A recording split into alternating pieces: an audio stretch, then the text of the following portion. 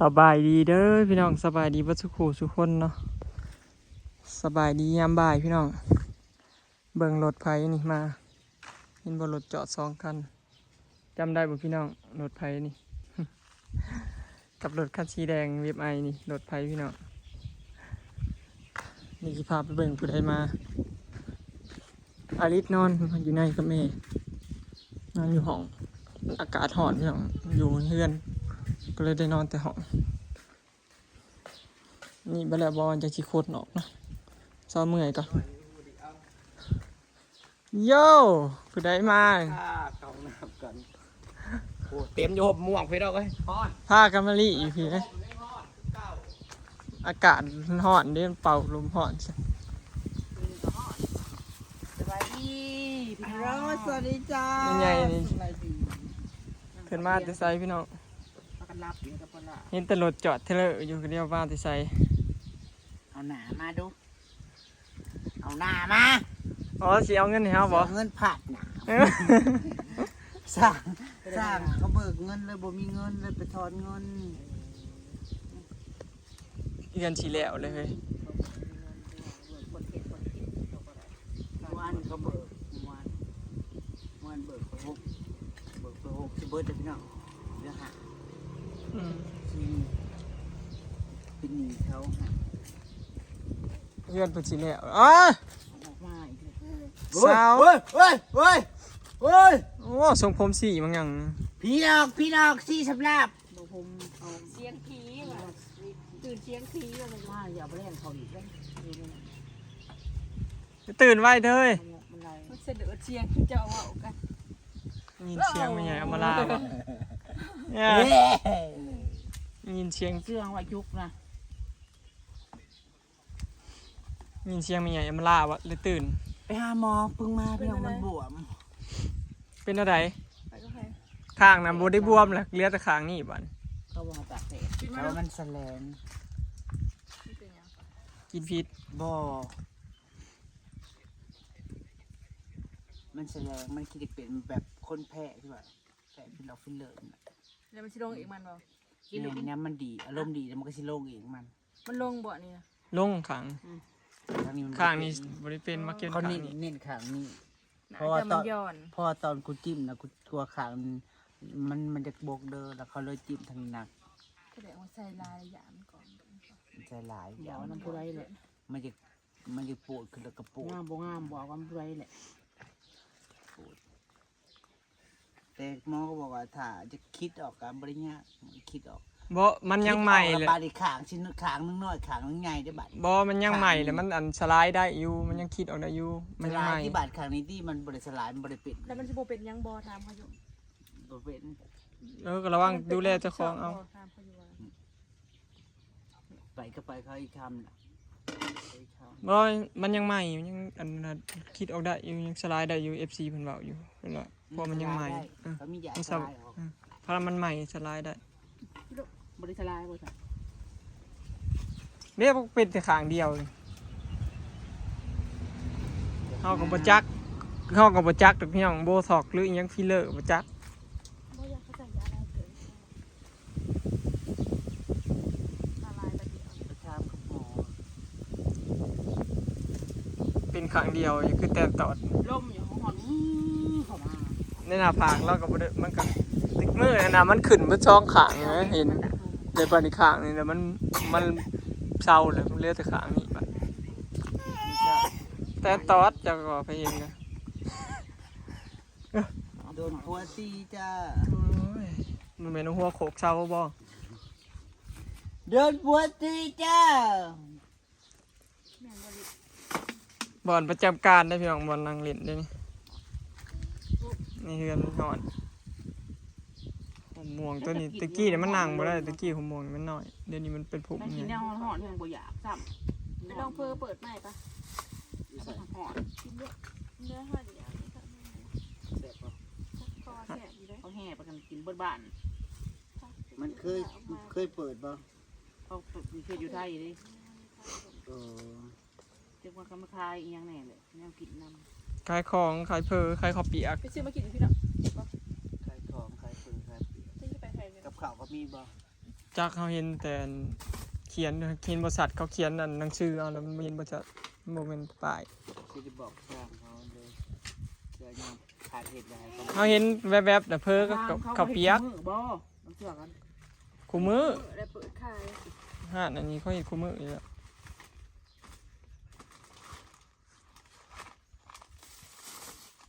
ออกไปก็อ๋อ ถอนเงินก็บ่ได้วงเงินมันแค่ใช้30,000บัญชีไทยน่ะ มือหนึ่งละ ถอนหลายคนบ่เกิน30,000 ทอนในใช้ธนาคารหรือบ่แม่นเนาะอันทอนในอันห้าน เพราะบัญชีไทยน่ะวงเงินมันหน่อย ซุมเฮาเลยทอน2ห้าน อ๋อเงินในโทรศัพท์ในแอป ในโทรศัพท์ในแอปบ่ นั่น เออ โอ้ย มื้อหนึง มือหนึง มันเป็นการพาณิชย์เล็บ ถ้า เนาะ เลิกเลย เป็นบัญชีไทยพาณิชย์แล้ว อ๋อซาคาแมนอยู่ไทยยังว่าเนาะอันทอนอยู่ธนาคารได้ ทอดเอาเด้ ทอนอยู่ธนาคารน่ะบ่วงเงินบ่จำกัด ถ้าซื้อข้าวเปียกมากินไปดู กินบ่แม่ถ้าเจ๊พ่นว่าออกมาก่อนเราสิกินยังเราสิไปซื้อ จะทำเพื่อนกินเขานี่เมื่อกี้แล้วเขาก็มาเนี่ยป่าว ฮัลโหล โอ้ยทานยำแต่เราบ่เคย เป็นไดหมอนอยู่ไปเล่นบัตรเจสีบัตรประสีอ่ะยิงแขวมึงดูเอ้ยสีเหลี่ยมแล้วทั้งเทิงตั้งลมตั้งเลยกำลังสิขึ้น หาอย่างมามัดให้ อาทิตย์นี้ยังอีก13 มื้อ12 มื้อก็ฮอดอันปี4 เดือนเลย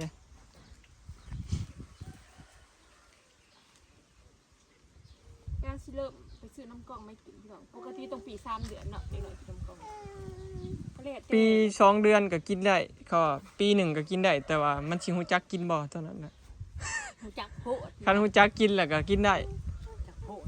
เพราะว่าเขาอายุปีขึ้นไปคือว่ากินนมกล่อง สายนี้เบิ้ง 11 ปี เสียบกิน โจทย์ร้าย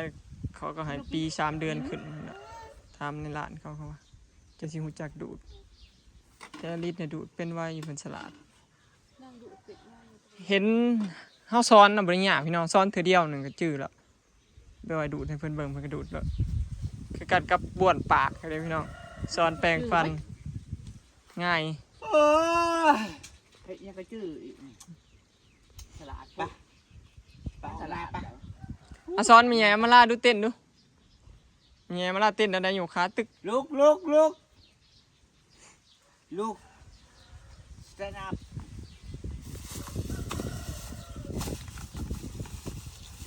ปวดเงินหรือไปทำอะไรก็ได้ข้าน สร้างเจ้าน่ะแป้นขึ้นเฮือนบ่ขึ้นเฮือนบ่สร้างร้านบ่สร้าง กูบอก บริ กล่าวเลยคุณบอกก็ลืมบอกจะบอกลืมบอกแกให้ จะเดินผูกให้แล้ว สร้างร้านขึ้นเฮือน เพื่อนเฮือนเพื่อนน่ะสาบแล้วใส่ประตูอิหยังแล้วต่างแต่ยังบ่ทันได้ปูกระโลยังบ่ทันได้สาบหรือว่านี่นั่นน่ะสร้างเฮ็ดเฮือนนำร้านแล้วเพิ่นเฮ็ดงานเฮือนเฮาแหละ หันเปิดใหม่ กลางคืนแล้วเพิ่นก็เมื่อก่อเฮือนสาบเฮือนเองนี่พี่น้องเฮ็ดเอง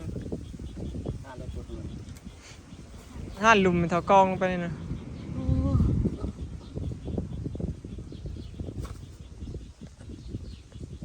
เมื่อซาเล้งเนี่ยทำบ่ได้จะออกไปถ่ายคลิปงานใหม่ก็เรามาแล้วเพราะยังกูจะไปเอาเพื่องไม่ลูกกู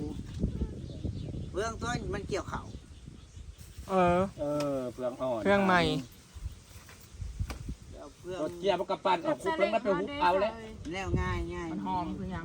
จะพอแบบมันกินไปประกอบเกียร์ซะเด็มันกินรถจักร ยามนี่พอเห็นหน้าแซงเขาได้เกี่ยวแล้วเนาะยามนี่เนาะ อีหยัง เครื่องเขียว ขี่รถจักรออกไปพร้อมกันนะมึงขี่รถใหญ่มาบอก ใส่เต็มๆคูนๆแล้วก็เอาเชือกหัดซื้อเชือกหัด แล้วฮักแล้ว เครื่องเขาเขียวแล้วเขาเกี่ยวเขาเพื่อมันเขียวงามงวง แล้วกูเสียซาเล้งลงไปเหมือน ใช้เบิ้งใช้ กวด หน้าตาแต่เบิ้ง ปั่นแล้วเนาะมันปั่นมัน ใช่ได้บัวจัน ก็ได้อิ่มหนึ่งอยู่ดอก เจอกระสอบ ในอิ่มนึง เหยียบเขากระสอบเต็งว่าเหยียบให้มันแหน่งกระสอบแล้วก็คูณ ได้ ขึ้ เกื น อบ10อยู่ไหน แต่กระสอบดีกว่าสัตว์เล็กน้อยเดียวเอากระสอบไปใส่ มวยมามันก็เน่าก็ไม่ได้กินทันแล้วอ่ะ มันบ่เน่าดอก บ่เน่ามันจะสิกระแดะอะไรเงี้ย มันก็เทินได้ไปแล้วเอาหยัดใส่กระสอบแล้วก็เพื่องเขา เอาถามเนี่ยเต็มสลิงเจ้าน่ะมันกินฮอดชามมื้ออยู่บ่คันบ่กาย3-4มื้อมันก็บ่เน่าแหละ กินอยู่แล้วเพื่อง โอ้ ใหม่ แน่เงินนั่นเงินนั่น เพื่องเสียบ่อลิศ เงิน กระตื่นบ่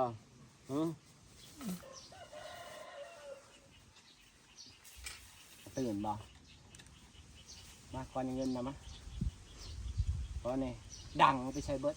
บ่ง่ายๆเห็นแล้วแต่เงินง่ายๆแล้วแต่เงินคือต้นน้อยกว่าดังมันก็โกมบ่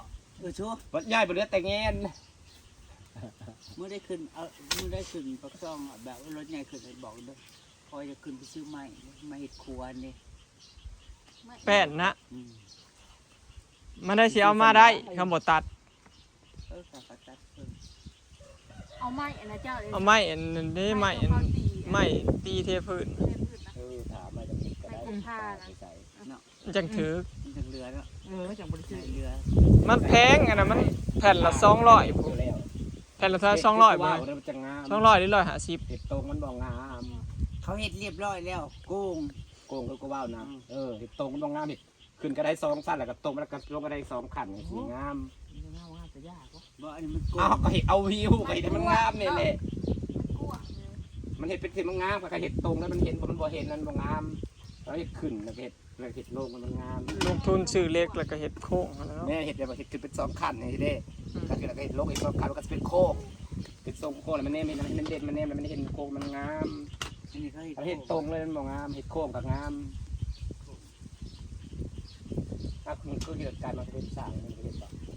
เขาขึ้นนั้นสร้างขึ้นนั้น สร้างของเรียนเรา สร้างในทีมเขาแหละแล้วก็กลางเว้นน่ะเราเฮ็ดเฮือนเฮากลางคืนเมื่อเราก็โซมปูนก่อเฮือนเราเฮือนเฮาแล้วเฮือนเราก็แล้ว สบายข้าเจ้าน่ะเป็นสร้างมันแทนว่าข้าสร้าง เป็นเฮ็ดเฮาเที่ยงคืนตี 1นี่แหละ พอเราจะมืออะไรความเป็นเวลาของเขาเป็นสร้างน่ะมันดีไปเราซื้อแต่เครื่องน่ะมันยังถืออยู่แค่น้ำค่าสร้างกับค่าเครื่องในเครื่องต่อเครื่อง หลายแนวมันได้ ค่าของแสนนึงค่าสร้างก็ต้องแสนนึง ปูนก็ขึ้น150แล้วตอนนี้สอบนี้ โอ้หมดอย่าง ขึ้นเราสร้างซื้อมา จุ่ม ทุกน้ำก็18 บาท จุ่ม จมตัวราคาเมาเลยจะไปปรับให้เขาเด้อเงินเขาเงินของก็ขึ้นไปแน่ ที่หาหรือที่ ตอนแรกนะที่แสนเจ็ดไป2,300,000แล้ว ขึ้นมาเวลา และ บ้า แล้วเมื่อวาน เพราะว่าเอาเราจะไปตามใจเขา เมื่อวานเพิ่นยังว่าว่า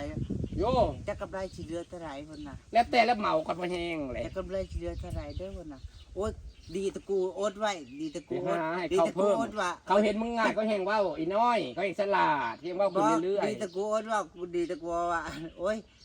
ยังดีข่อยเฮ็ดกับเขาให้เจ้ากินซุมื้อดีแล้วข่อยบ่หักออก แล้วเขาจังไปว่าค่าสร้างขึ้นราคา จะ เขาบอกเขาจ่ายเจ้าไปเพิ่มเสาเจ้าเฮ็ดห้องน้าแม่นบ่ล่ะเขาต้องเอาค่าสร้างขึ้น แม่น เขาไปว่าสร้างแล้วไปเพิ่มขึ้นราคาว่าค่าน้ำมันแพงว่ะ มันบ่แม่น เขา โอเคเอาเพิ่มห้องน้ำที่เพิ่มราคามาเป็น200,000 พอ แล้วเพิ่ เจ้าม ห้ น่ะ องน้ เพิ่มอันเช่ากับห้องน้ำเขาต้องเพิ่มค่าสร้าง เสาก็น่า ที่ 18 บ่เข้าใจ FC บ่เข้าใจ จริงๆเว่ากันแต่ต้นคือเว่าเฉพาะเรื่องเฮือน17แทน7นั้น ำ ระบาดน้ำมาเฮ็ดของน้ แทงน้ ำมันได้เพิ่มเฮือนก็ได้ขยายออกอีก เสาอีก4ต้น เฮ็ดของน้ำแท่งเสาก็4ต้นเป็น8ต้น แม่น ำน้อยกันนะ เสาห้องน้ำเขาก็เฮ็ดให้มาตรฐานอีกเสาต้นหนา18 ข้าเจ้าก็เลยจำเป็นต้องเพิ่มค่าสร้างขึ้นพี่น้องข้าเจ้าเฮ็ดให้ฟรีก็บ่ได้เด้ พอมันมีขาเล็กเพิ่มขึ้นมาขาสังกะสีเพิ่มขึ้นมาขาปูนเพิ่มขึ้นมา ห้องน้ำเราก็ไปถึกถือด้วย ค่าหินค่าทราย ต้องฉันเห็ดเนี่ยก็ต้องใช้มือแล้วก็ถึกถือ ค่าแท่งก็รักมือ เสาแท่งก็บ่ได้น้อยนี่หน้า18ได้ น้ำมันแพงนั่นบ่แม่นได้ เขาเฮ็ดเองจัด เขาเฮ็ดเองเขาจัดเองเขาเลือกเอง เจ็ดแทงหน้าไม่พอ ว่าบ่ต้องแท่งง่ายก็ได้ก็บอกบ่ต้องเสาใหญ่เขาบอกเฮ็ดมาเฮ็ด หัก ให้ดี ซาเบิ้งสร้างเนี่ยเขาจะเห็ดเยอะเห็ดถักจะหักเห็ดซ่าหักอย่างเห็ดถักที่คอยว่า เขาแพง เขาเตะตามเวลาแล้วเขาเมื่อดิ แม่นเขาบ่เห็ดไหลเวลา เขาบ่เฮ็ดเกินนะฮอดเวลา4 โมงเมื่อ ซ่ากับซ่ามันคันงานละเอียดคันงานดีกว่าพวกเห็ดเดียวไว้แหละเดี๋ยวงานได้เก็บน้ำหลัง ก็ละเอียดใด เห็ดละเอียดเขาบอกบ่ได้มีสีตกข้างบางคนเห็ดตกข้างสีทั้งคู่ เห็นอยู่ของคนออกมาทำไมเนี่ย โอเคเนาะพี่น้องคลิปนี้ก็สิเก็บไว้สำนี้เก็บภาพบรรยากาศสำนี้เด้อเนาะ เขาละเอียด สินั่งเล่นนั่งหัวกันอยู่เลยเนาะไปแล้วสบายดี เอาไว้หน่อยลำโอ้ งัวกิน